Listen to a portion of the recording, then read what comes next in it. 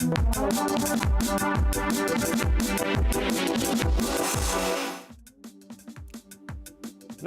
Consumer अड्डा में आपका स्वागत है। आपके साथ मैं हूं विपिन भट्ट। तो आज इस वक्त ये कार्यक्रम आप टीवी पे देख रहे हैं, लेकिन मुझे पूरा यकीन है कि जब ये सोशल मीडिया पर जाएगा तो आप में से कई लोग इसे दोबारा देखेंगे और कई हजार लोग, इनफैक्ट लाखों लोग हो सकता है कि इसको सिर्फ वहीं देखें। यही है सोशल मीडिया की दुनिया और वहां पर पाए जाते हैं इन्फ्लुएंसर्स, कंटेंट क्रिएटर्स। और आज हम जो बात करने जा रहे हैं वो ये है कि बनिए इन्फ्लुएंसर और इसमें है कमाई बम्पर। वैसे तो आप कहेंगे कि इसमें क्या नई बात है, सब जानते हैं कि भाई लोग यूट्यूब से पैसा कमा रहे हैं, फेसबुक से पैसा कमा रहे हैं और इंस्टाग्राम वगैरह से भी पैसा कमा रहे हैं। लेकिन ये आ कैसा रहा है, कितना पैसा है आखिर? बड़ा मिथ सा है। कई लोग कहते हैं बहुत पैसा है, उसको देखिए, उसका ये हो गया, उसने वो कर लिया। और कुछ कहते हैं सब कहने की बात है, कुछ होता नहीं। कई तो कंटेंट क्रिएटर ऐसे वीडियो बनाते हैं कि देखिए आपको लगता है कि हम तो बड़ा पैसा कमाते हैं, लेकिन हाथ तो कुछ आता नहीं। तो असलियत क्या है, एक बड़ी रिपोर्ट है इस पर। आइए पहले उसके कुछ हाइलाइट्स आपको बताते हैं तो आपको आइडिया लगेगा कि जो इन्फ्लुएंसर्स की दुनिया है या कंटेंट क्रिएटर्स की दुनिया है, वहां पर एक्चुअल में क्या हो रहा है, नंबर्स क्या कह रहे हैं, फिगर्स क्या कह रहे हैं। और फिर अपने एक्सपर्ट पैनल से बातचीत करेंगे कि इस पूरे सागर में कितना पानी और है और कितने मौके और हैं इस मार्केट के अंदर जहां पर नए लोग एंट्री ले सकते हैं। क्योंकि इसमें एंट्री लेना तो बड़ा आसान है, बस एक मोबाइल फोन ही तो चाहिए आपको और वो सबके पास है। चलिए शुरुआत करते हैं, कुछ आंकड़े आपको बताते हैं। तो देखिए, इन्फ्लुएंसर्स की दुनिया, ये बिग बैंग सोशल से उठाया हमने ये पूरा जो सर्वे और ये सारे आंकड़े हैं। मार्केट का साइज आपको देखिए एक अंदाजा लगाने के लिए, 2022 में 1500 करोड़ रुपए की मार्केट थी, यानी सब मिलकर जितना पैसा कमाते थे वो 1500 करोड़ के आसपास था। 23 में हुआ 1800 करोड़ या ऑलमोस्ट 1900 करोड़ हो गया। फिर जो है 2024 यानी कि अभी इस वक्त में ये करीब 2344 करोड़ की टोटल मार्केट हो गई है। और इसकी जो CAGR यानी कंपाउंडेड एनुअल ग्रोथ रेट है वो 18% की है, जो बहुत हेल्दी ग्रोथ रेट मानी जा सकती है। और एक अनुमान के मुताबिक 2026 तक ये 3375 करोड़ रुपए का पूरा मार्केट होगा। आप देखिए कि ये कोविड का काल और उसके बाद ये सारा जो है ना, बहुत सारे लोग तो उसी वक्त घर बैठे बैठे क्या करें तो इन्फ्लुएंसर बन गए और आज उनका काम बहुत अच्छा चल निकला है। तो ये ग्रोथ भी आपको उस पीरियड के बाद से दिखाई देती है। आगे तो ये तो कमाई के आंकड़े हुए या टोटल मार्केट साइज हुआ, इससे मोटा आइडिया आपको लगता है। अब देखिए क्या क्राइटेरिया होता है भाई, कैसे आप इन्फ्लुएंसर बन गए तो कौन आपको पैसे देगा नहीं देगा, क्राइटेरिया क्या है। देखिए वो क्या देखती हैं कंपनियां, यहाँ पर फॉलोअर्स देखती हैं। तो 23% वेटेज अगर हम देखें, 23% वेटेज है कि कितने फॉलोअर्स हैं किसी इन्फ्लुएंसर के। स्पेशलाइजेशन, भाई वो किस सब्जेक्ट पे बात कर रहा है, वो ऑटोमोबाइल पे बात कर रहा है, वो हेल्थ पे बात कर रहा है, फैशन पे बात कर रहा है, किस पे बात कर रहा है, कितनी अच्छी बात कर रहा है, कितना नॉलेज है उसके पास, 24% वेटेज इस बात का होता है। टारगेट ऑडियंस, वो जिनसे बात कर रहा है वो कौन लोग है, वो इंटरेक्शन कैसा है, लोग कौन है, 26% वेटेज। इंगेजमेंट रेट, भाई कोई बात आपकी सुन भी रहा है, कोई कमेंट कर रहा है, कोई कुछ पूछ रहा है, कोई लाइक कर रहा है, ये इंगेजमेंट का रेट है। तो इन सब का अलग अलग वेटेज है और इस तरीके से सोशल मीडिया की दुनिया और उसमें इन्फ्लुएंसर्स का मामला काम करता है। अब देखिए अलग अलग कैटेगरी में भी इनका डिवीजन है। मेगा इन्फ्लुएंसर्स, तो जिनके 1 मिलियन यानी 10 लाख से ज्यादा फॉलोअर्स हो, ऐसे कुल 7000 से ज्यादा इन्फ्लुएंसर्स देश में इस वक्त हैं। मैक्रो, जिनके फॉलोअर्स की संख्या 1 लाख से 1 मिलियन यानी 1 लाख से 10 लाख के बीच जिनके फॉलोअर्स हैं, ऐसे करीब करीब 92,000 देश के अंदर इन्फ्लुएंसर्स ऑलरेडी हैं। माइक्रो वाले भी हैं, 1000 से लेके 1 लाख फॉलोअर, उनकी संख्या तो देखिए कितनी बड़ी है। और नैनो यानी कि जिनके सिर्फ 1000 के आसपास के फॉलोअर है, तो 5000 मतलब 5 लाख से ज़्यादा इस तरीके के फॉलोअर्स देश में मौजूद हैं। अब आप ये देखिए कि आपके कितने भी फॉलोअर्स हों, सबके लिए मार्केट मौजूद है हर अलग अलग कैटेगरी में। तभी तो कैटेगराइजेशन था। 1000 फॉलोअर्स भी हैं तो उनके लिए कुछ काम है, और अगर 1 मिलियन या 2 मिलियन फॉलोअर हैं, 10-20 लाख लोग आपको फॉलो कर रहे हैं, तो भाई उनके लिए भी मार्केट है। अब इन्फ्लुएंसर्स का सबसे ज्यादा इन्फ्लुएंसर और सबसे ज्यादा बजट, वो कौन सा सेगमेंट है जहां पर इन लोगों की मांग रहती है, जहां पर पैसा भी है और वो सेगमेंट भी हॉट है? तो lifestyle automobile, fashion FMCG, beauty BFSI, ecommerce और मीडिया एंड एंटरटेनमेंट। तो ये वो वाले जोन है या ये वो वाली फील्ड्स हैं जहां पर इन्फ्लुएंसर्स भी हैं और वहां पर बजट भी अच्छा खासा है, यानी कंपनियां वहां पर पैसा खर्च करने को तैयार होती है। तो देखिए एक मोटा मोटा आइडिया आपको इन फिगर्स से और इन डेटा और स्टैटिस्टिक्स से लग गया होगा कि भाई इन्फ्लुएंसर्स की दुनिया काम कैसे कर रही है और अच्छा क्या है, ऑडियंस कहाँ है, ये भी देख लीजिए।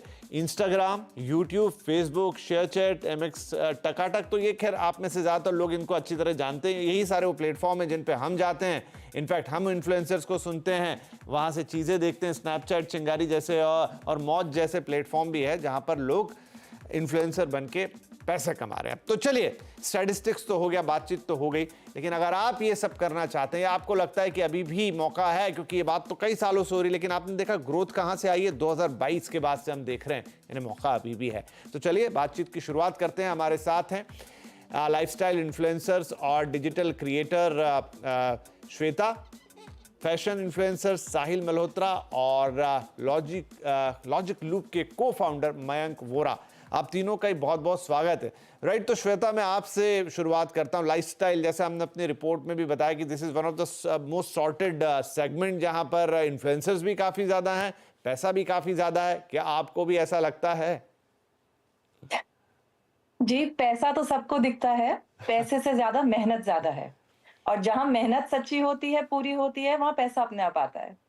हाँ जी, तो देश के लोग मेहनत करने के लिए तैयार हैं। वो तो कह रहे हैं मौका बताइए कहाँ मिलेगा, क्योंकि क्या होता है ना, ये दूर के, जैसे मैंने कहा ना, ये सारी कहानियां दूर दूर से हैं, अभी ये उतनी लोगों के जहन में नहीं उतरी हैं। देखते सब कुछ है, लेकिन आपसे ये हम तस्दीक कराना चाहते हैं कि हाँ जी ऐसा हो रहा है, मेहनत कीजिए तो ये प्लेटफॉर्म है और यहाँ पैसे भी खूब आएंगे। थोड़ा आइडिया दीजिए कैसे। जी, मैं साक्षात आपके सामने बैठी हूँ, और जैसा कि आपने कहा 2022 के बाद इस लाइन में बूम आया है।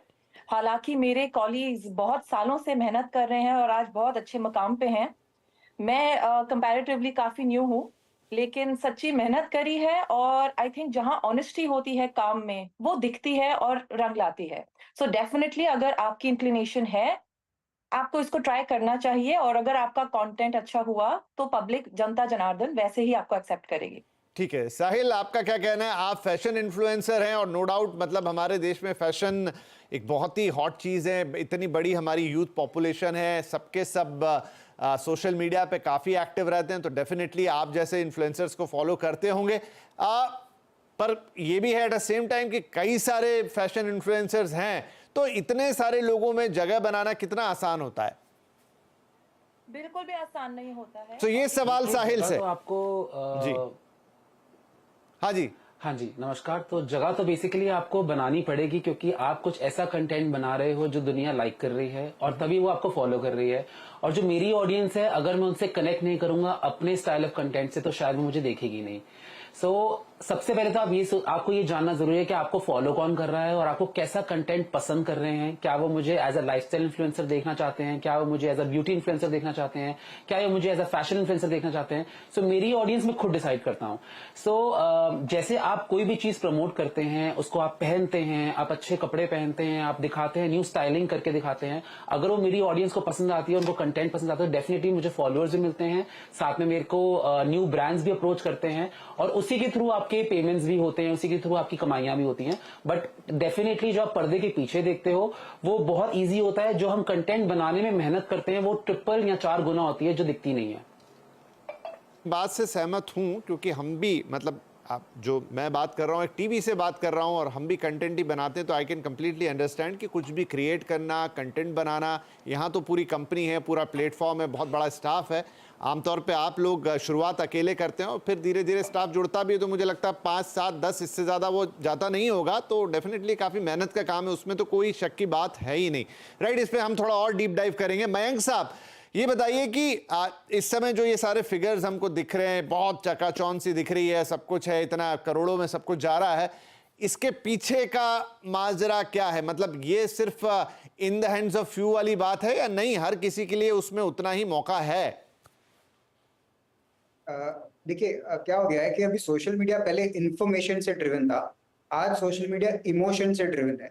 जब तक आप इंस्टाग्राम, फेसबुक, यूट्यूब में ह्यूमन इमोशंस के साथ प्रोडक्ट नहीं देखते, तब तक प्रोडक्ट आज बिकता नहीं है। और आज सारी ब्रांड्स को समझ में आ गया है। That is why what people are doing is they are leveraging these well known faces to kind of market their products, and they are openly okay to promote that as a paid promotion, right?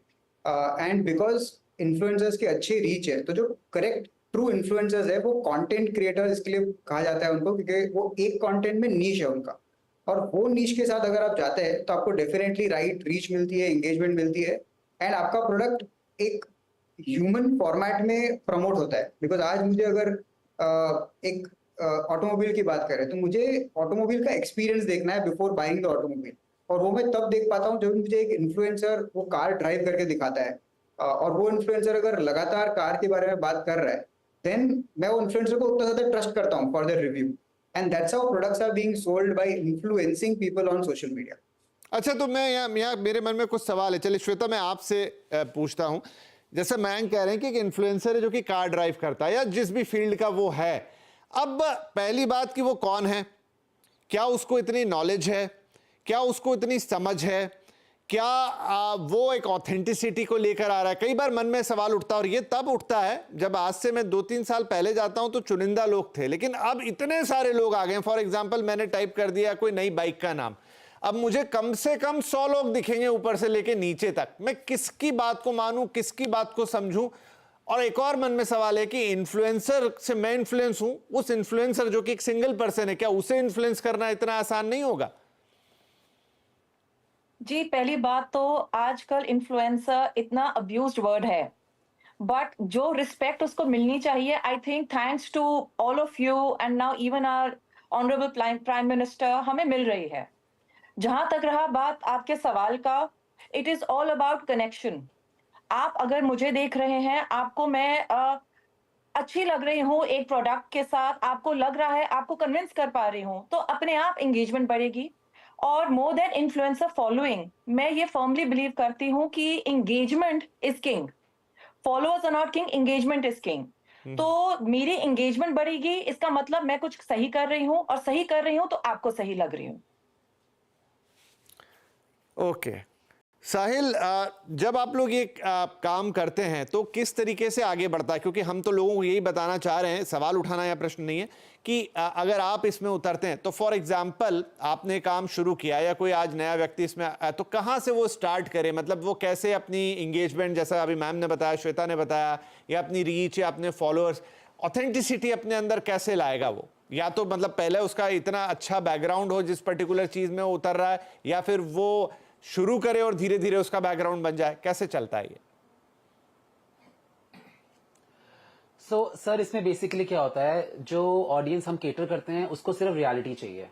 अगर आप एक luxury influencer हो या अगर आप एक normal economical influencer हो और आप अगर एक रेडी पे जाके गोलगप्पा भी खा रहे हो और उसको भी प्रमोट कर रहे हो ना, वो उसको भी अच्छा लगेगा, क्योंकि आप एक नॉर्मल इंसान बन के प्रमोशन कर रहे हो। और वो ज्यादा कनेक्ट कर पाती है ऑडियंस आपसे जब आप एक नॉर्मली कोई काम करते हो और आपसे दिल से दिल कनेक्ट करते हो। फॉर एग्जाम्पल, अगर मैं किसी की हेल्प कर रहा हूं, मैं उसको प्रमोट कर रहा हूं, तो वो इंसान कनेक्ट करता है क्योंकि वो इमोशनली कनेक्ट करता है। सेम वेज अगर मैं एज अ पैशन देखूं तो मैं बहुत पैशनेट हूं खाने पीने का, घूमने फिरने का, और अगर मुझे उसके साथ पैसा मिल रहा है, उसको प्रमोट करने का पैसा मिल रहा है, तो क्यों नहीं कर सकता।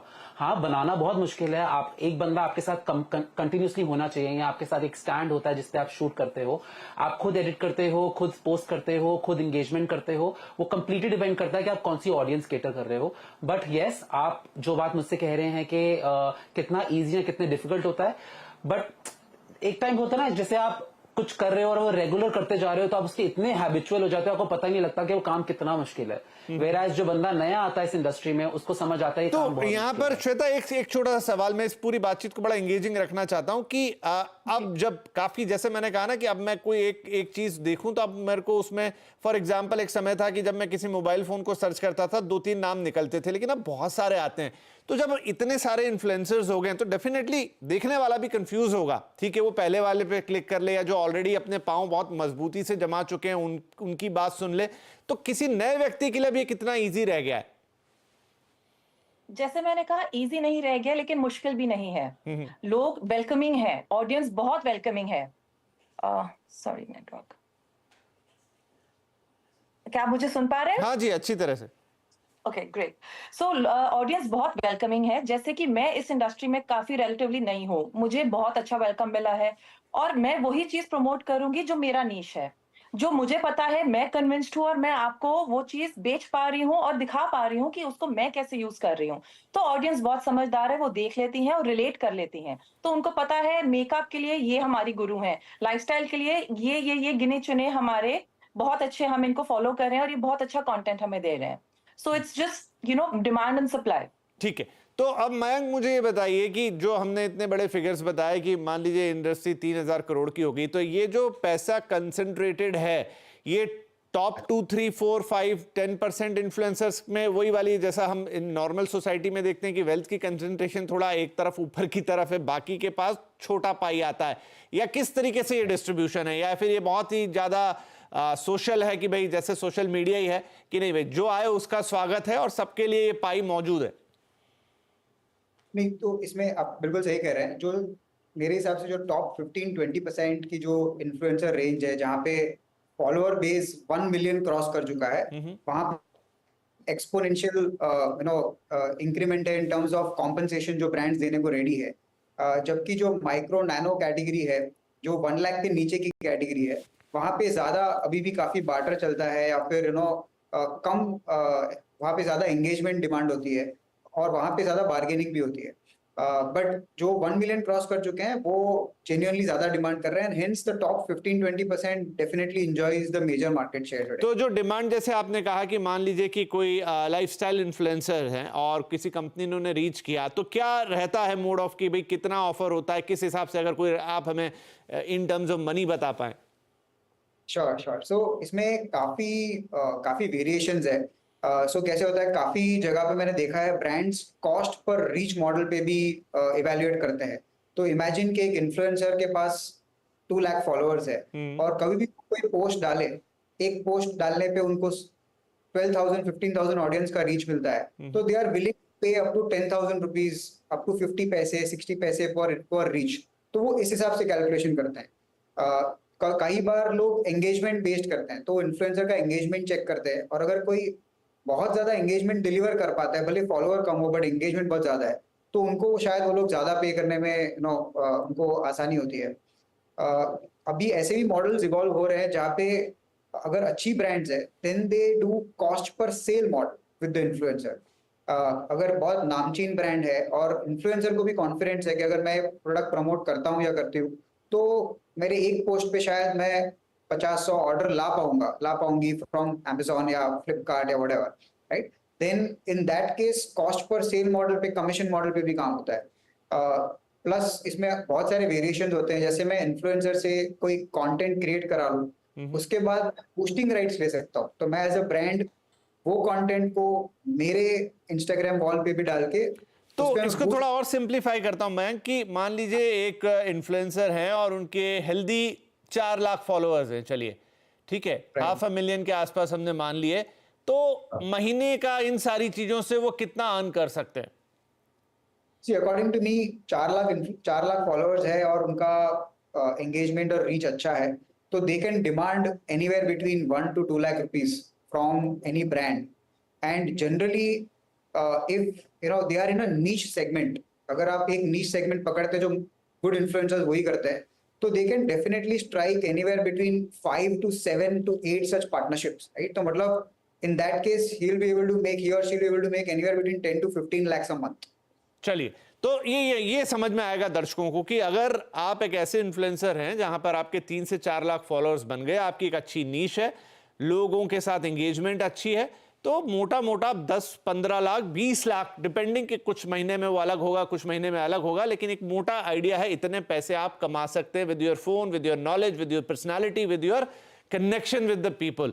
तो चलिए, ये तो हमको समझ में आ गया, और अच्छी बात यह है कि श्वेता ने बताया, साहिल ने बताया कि अभी भी पूरा स्कोप है, मेहनत आपको करनी है। तो थोड़ा ब्रेक लेते हैं, ब्रेक के बाद अपने एक्सपर्ट से जानेंगे कि भाई आप कैसे शुरू करें, कैसे चीजों को बेहतर बनाएं, अपनी नीश को कैसे पहचानेंगे। आपको लगेगा मुझे क्या आता है या मुझे तो थोड़ा थोड़ा सब आता है, लेकिन कोई ऐसी चीज हो सकती है। तो छोटा ब्रेक लेते हैं, ब्रेक के बाद फिर आप कैसे ये काम कर सकते हैं अगर करना चाहें, उस पर बात होगी। छोटा सा ब्रेक के बाद बातचीत जारी रहेगी। इन्फ्लुएंसर क्योंकि कमाई है बम पर, बहुत सारे स्टैटिस्टिक्स, बहुत सारा डेटा और कुछ इनसाइट्स हमने आपको ब्रेक से पहले दिए। अब थोड़ा ये कि भाई कैसे शुरू करें, कहां से शुरू करें, कैसे खुद को पहचाने, राइट? तो श्वेता, साहिल हमारे साथ हैं और मयंक जी भी हैं। ये तीनों ही एक ब्रांड संभालते हैं और दो अपने जाने माने इन्फ्लुएंसर थे। तो श्वेता, आप अपने ही एग्जाम्पल से हमारे दर्शकों को बताइए कि आपने जब ये सोचा कि मुझे करना चाहिए, कैसे ये विचार आया, आपने अपनी नीश को कैसे पहचाना और फिर कैसे धीरे धीरे आप आगे बढ़े? सर, कमाल की बात यह है कि मैंने नहीं सोचा। मैं काफी टाइम से कंटेंट बनाई जा रही थी। ओके। तो लोगों को मैंने ये देखा, लोगों को मेरा कंटेंट पसंद आ रहा था। मैंने ना कुछ बेचने की कोशिश करी, ना कुछ कन्विंस करने की कोशिश करी। So like I previously said कि अगर आपका कंटेंट अच्छा है, then sky is the limit. But अगर आप बनाए जा रहे हैं कंटेंट, लेकिन आपके कंटेंट में वो क्वालिटी नहीं है, people are not relating to you, कि आप कुछ पीपल यूज टू वेट कि अच्छा अब इससे कुछ डाला है, पोस्ट किया है तो क्या है, कुछ अलग होगा। तो वो एक एक्साइटमेंट आपके कंटेंट में, एक नयापन हमेशा रहना चाहिए। उसके लिए आपकी क्रिएटिविटी आपको बरकरार रखनी चाहिए। ओके साहिल, इसमें आप क्या कहेंगे कि कैसे आप अपने कंटेंट को पहचाने? कितना कंटेंट आपको हफ्ते में या पर डे बनाना चाहिए, तब आपकी वो रीच आएगी, तब वो कनेक्शन आएगा? कई बार आपका कंटेंट चलेगा, कई बार नहीं चलेगा, ये भी होगा। बिल्कुल सर, ऐसा भी होता है कि आप कंटेंट डालते रहते हो और आपका कंटेंट काम नहीं करता है। मैं तो ये करता हूँ कि मैं रोज कंटेंट डालता हूँ। कंटेंट डालना बहुत जरूरी है, बिकॉज इससे आपकी ऑडियंस एंगेज रहती है, आपको भूलती नहीं है। दूसरी चीज, आपको पता भी नहीं चलता कब आप एक प्रोफेशन से दूसरे प्रोफेशन में आ जाते हो, क्योंकि आपकी लाइकिंग बढ़ जाती है, आपको देखने का नजरिया चेंज हो जाता है, लोग आपको और देखना चाहते हैं, तो लोग आपसे और डिमांड करते हैं। लोग कहते हैं यार ये इसमें भी अच्छा है, ये इसमें भी अच्छा है, ये इसमें भी अच्छा है, इसको और देखो। सो धीरे धीरे करके अगर आप उसको ओरिजिनलिटी दिखाओगे, रियलिटी दिखाओगे कि आप कैसे हो, तो not as an influencer also लोग आपसे डायरेक्टली भी कनेक्ट करते हैं कि यार ये इंसान अच्छा है, ये इंसान को देखना चाहिए, ये अच्छी चीजें करता है, ये ज्ञान वाली बातें बताता है, ये नहीं, जेन्युइन। तो इसमें मैं एक मिनट आपको बीच में रोक रहा हूं साहिल, लेकिन इससे आपका नीश डाइल्यूट नहीं होता? मतलब जब अगर कंपनी आपको रीच करेगी तो वो क्या सोच के करेगी कि आपको फैशन के लिए रीच करूं या आपको लाइफस्टाइल के लिए रीच करूं, आपको हेल्थ के लिए रीच करूं? क्या ये गड़बड़ नहीं हो जाता थोड़ा? सर मेरे लिए इन्फ्लुएंसर मार्केटिंग कैटेगराइज नहीं है। Like I always welcome all brands, because ये कमाई का जरिया है, तो आप किसी भी तरीके से कमा सकते हो। इट्स जस्ट आपकी अच्छा, आपके लिए काम कर रहा है, राइट? परचेजिंग पावर होनी चाहिए। बिल्कुल, डेफिनेटली मेरे लिए काम कर रहा है। मेरी ऑडियंस को हर चीज चाहिए, चाहे वो आप एक लग्जरी गाड़ी बोलो, चाहे वो आप मोबाइल फोन बोलो, चाहे आप वो एक पेन बोलो। छोटा सा पेन भी बेचूंगा तो वो बिकेगा, क्योंकि वो जेन्युइन है। राइट। अच्छा बैंक, मुझे ये बताइए कि आज हम इतने सारे लोगों को देख रहे हैं कि वो इस पर्टिकुलर बिजनेस कह लूँ या पर्टिकुलर फील्ड कह लूँ, अब तो उसमें आ रहे हैं। लेकिन मेरे मन में एक सवाल आता है इसकी कंसिस्टेंसी को लेकर, क्योंकि एक बहुत ही डायनामिक सी जगह है। आप कह नहीं सकते, नौकरी जैसी नहीं है या ये टिपिकल बिजनेस जैसा भी नहीं है। आज ये ऐसा है, कल को कोई रेगुलेशन आ जाए, कल को कोई ऐसी चीज हो जाए, क्योंकि अभी भी बहुत ओपन टाइप की फील्ड है ये। तो क्या आपको लगता है कि भविष्य में भी ये बिल्कुल ऐसी ही चलती रहेगी? मतलब now this is for all और अपने आप में एक पूरा फील्ड बन चुका है, या थोड़े मन में संशय के सवाल आते हैं कि भाई आई डोंट नो, जब तक चल रहा है तब तक चल रहा है, फिर पता नहीं क्या होगा? क्योंकि आप सब कुछ छोड़ के ये करेंगे। देखिए, मुझे नहीं लगता कि आप नौकरी भी कर लें, कुछ और काम भी कर लें और कंटेंट भी बना लें, फिर वो वैसा ही होगा कि कुछ साइड वाली चीजें, उसमें दम नहीं आएगा। ये बिल्कुल सही। मतलब हम logic loop as an agency काफी इन्फ्लुएंसर्स के साथ कोलैबोरेशन में मैंडेट पे काम करते हैं, तो वो खाली हमारे साथ ही काम करते हैं। तो I have seen influencers very closely working with them, you know they are doing this full time and it's a mammoth activity for them, right? Day on day content generate करना, कैमरा के सामने आना, travel करना, right? तो लोग ये full time कर रहे हैं।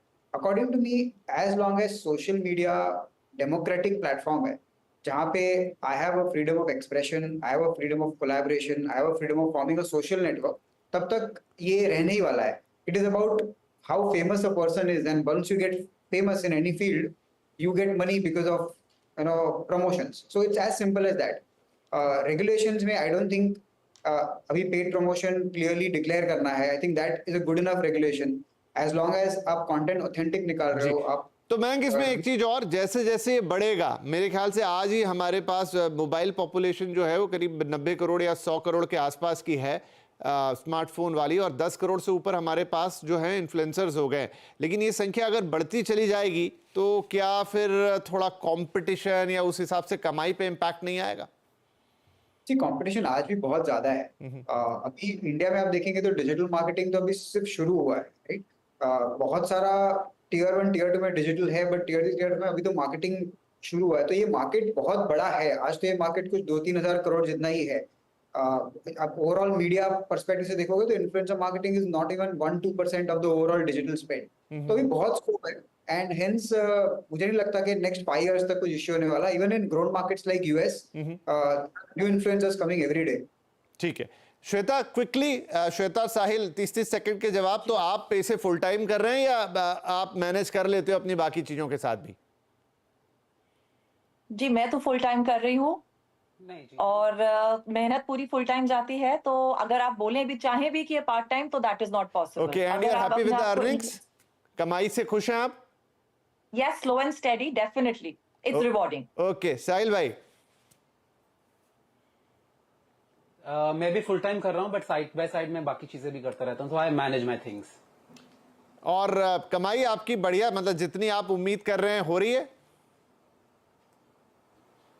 जितना ऊपर वाले में लिखी है उतनी हो रही है। अच्छा, मैं एक ऑन अ लाइटर साइड ये सवाल पूछ रहा हूँ just to end the show कि ये बड़ा मतलब जो सोशल मीडिया देखने वाले लोग हैं ना कि भाई सोशल मीडिया पे जो इन्फ्लुएंसर्स है वो तो लाखों में करोड़ों में कमाते हैं, क्या बात सच है कि मतलब बिल्कुल पैसा बरसता है ऊपर से? कुछ ऐड भी मैंने चलते देखे हैं कि भाई ये तो पैसा छापने की मशीन है।